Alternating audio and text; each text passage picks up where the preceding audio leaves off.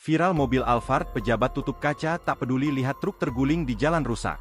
Ini mobil dinas siapakah ini? Sepertinya pejabat.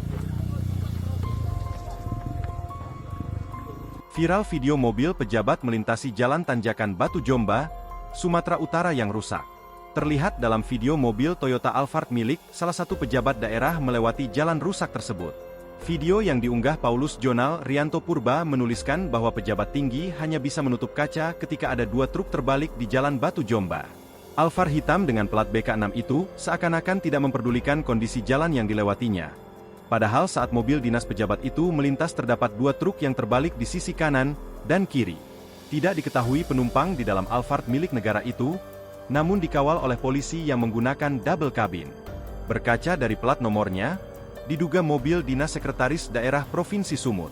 Kode 6 biasanya digunakan sekretaris daerah, sedangkan BK menjadi huruf kode wilayah Sumatera Utara, seperti Medan, Pematang Siantar, Tanjung Balai, Tebing Tinggi, Asahan, Batubara, Deli Serdang, Karo, hingga Binjai. Diketahui kondisi jalan tanjakan Batu Jomba telah lama rusak, sehingga tanjakan Batu Jomba viral di media sosial.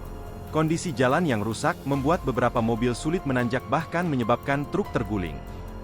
Download Tribun X sekarang, menghadirkan lokal menjadi Indonesia.